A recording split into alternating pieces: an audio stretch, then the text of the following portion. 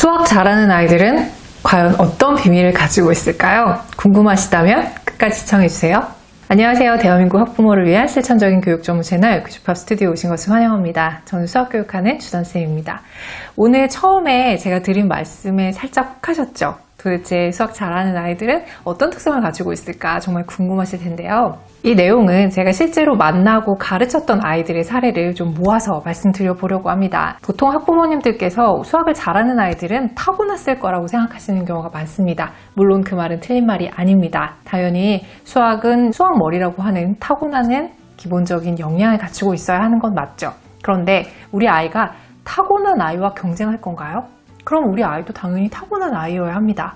타고나지 않은 아이가 타고난 아이와 경쟁을 한다는 건 어불성설이잖아요. 그래서 일단 타고난 아이는 그들만의 리그로 일단 넘어갔다고 생각하시고 평범한 아이가 수학을 잘하게 하는 방법에 대해서 지금 말씀드리려고 하는 겁니다. 그러니까 혹시 우리 아이가 수학머리가 조금 부족한데 라고 생각하셨던 분들이 있으시다면 여기서 멈춤하지 마시고 끝까지 꼭 봐주셔야 합니다. 저는 초중고등학교 아이들을 고르게 가르쳤던 경험이 있는데요.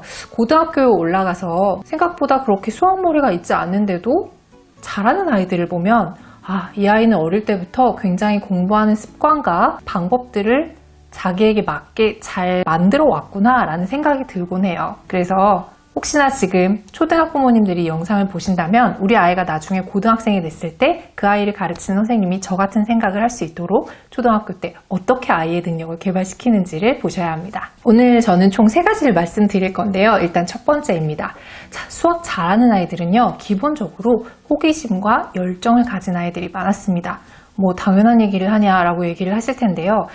이거는 호기심과 열정이 굳이 수학에 국한된 얘기를 하는 게 아닙니다. 우리 아이들별로는요, 정말 각자가 좋아하고 호기심을 갖고 있는 영역이 있을 거예요. 근데 그 부분에 대해서 평소에 공부하고 큰 관련이 없다고 해서 고민이 드시진 않았는지 저는 조금 궁금합니다. 오히려 아이가 호기심을 가져하고 열정을 보이는 걸 반대하고 못마땅하게 생각하진 않으셨는지 한번 생각해 보셨으면 좋겠어요.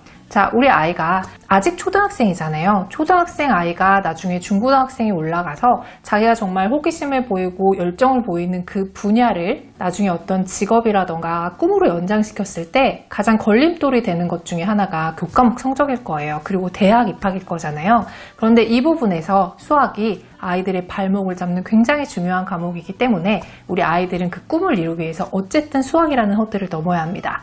그러면 여기에 발휘하는 엄청난 에너지와 열정은 아이가 평소에 가졌던 호기심에 버금간다고 생각하셔도 좋을 것 같아요. 그래서 저는 우리 아이들이 호기심과 열정을 어떤 분야에 한정해서든지 가지고 있다면 그것들을 적극적으로 밀어주시는 걸 일단 추천합니다. 이건 초등학생까지는 정말 해봐야 되는 경험이에요. 그렇게 자기가 좋아하는 분야에 대해서 호기심과 열정을 가져본 아이는 그 목표를 이루기 위해서 수학을 열심히 하게 될 가능성이 높고요.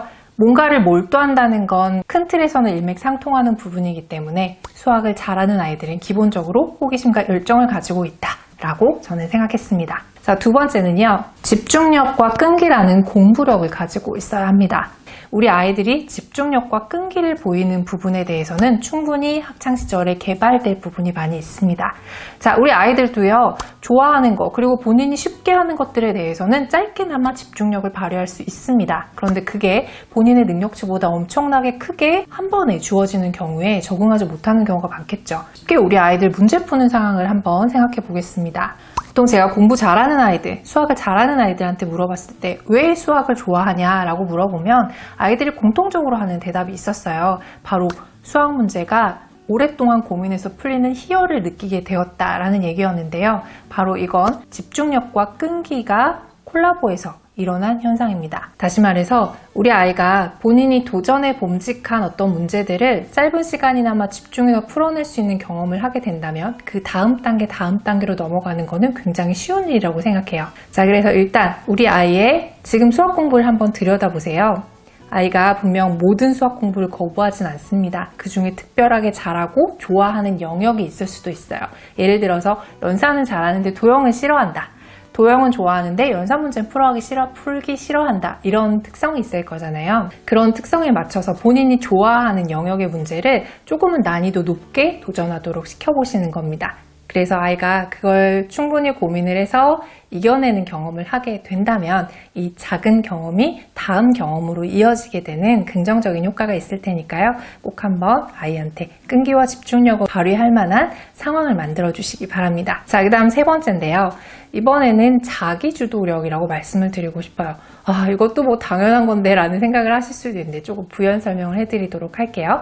자, 자기주도는 공부 계획을 본인이 세우고 그리고 그 계획에 맞춰서 공부를 차근차근히 하는 것, 그것을 간략하게 설명할 수가 있습니다. 그런데 수학에서의 자기주도력은요, 자기주도 수학을 하게끔 해주시면 굉장히 좋을 것 같아요. 예를 들어서 어떤 문제를 푸는 데 있어서 우리 아이가 스스로 방법을 고민하고 풀리지 않는다면 어떤 내용들을 공부하면 되겠다라고 중간에 생각해내는 거, 이런 연습이 되어야 하는데요.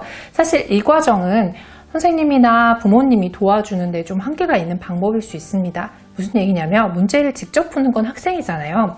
학생이 왜 이 다음 단계로 넘어가지 못하는지를 옆에서 처음에는 짚어주실 필요가 있지만 문제의 난이도가 올라가고 그리고 학년이 좀 올라가면 올라갈수록 이런 훈련이 반복적으로 됨으로 인해서 아이가 이제는 스스로 생각할 수 있는 힘이 키워져야 합니다. 다시 말해서 우리가 자기주도라고 해서 어떤 공부를 몇 분 동안 어떻게 하는지 계획을 세우는 것, 이거를 자기주도라고 생각하지 마시고요. 자기주도 수학, 다시 말해서 문제를 접근하는 데 있어서 어떻게 접근하면 풀릴 수 있는지, 그리고 이걸 풀기 위해서는 내가 따로 어떤 부분을 찾아봐서 보충을 해야 되는지를 생각할 수 있는 힘, 이것들을 키워주시면 됩니다. 아시겠죠? 자, 제가 오늘 내용을 3가지 정리해 봤는데요. 첫 번째는 호기심과 열정. 어떤 분야에든 갖추고 있는 아이는 나중에 수학이 필요할 때 호기심과 열정을 발휘할 수 있다. 두 번째, 집중력과 끈기. 아이가 자신 있어 하는 문제를 조금 난이도 높게 도전함으로 인해서 성취를 느끼게 하시는 것, 그것에서 수학 실력이 성장하게 된다는 점 기억하시면 좋을 것 같고요. 마지막 세 번째는 문제풀이에 있어서 자기주도 수학을 할 수 있도록 어릴 때부터 어떻게 문제에 접근하는지, 그리고 부족한 부분은 어디인지 스스로 생각할 수 있게끔 옆에서 조금씩 도와주시는 것 추천드립니다. 오늘 영상이 도움이 되셨다면 구독과 좋아요 그리고 알림 버튼 클릭 부탁드리고요. 저는 다음에 또 유익한 영상으로 인사드리겠습니다. 감사합니다.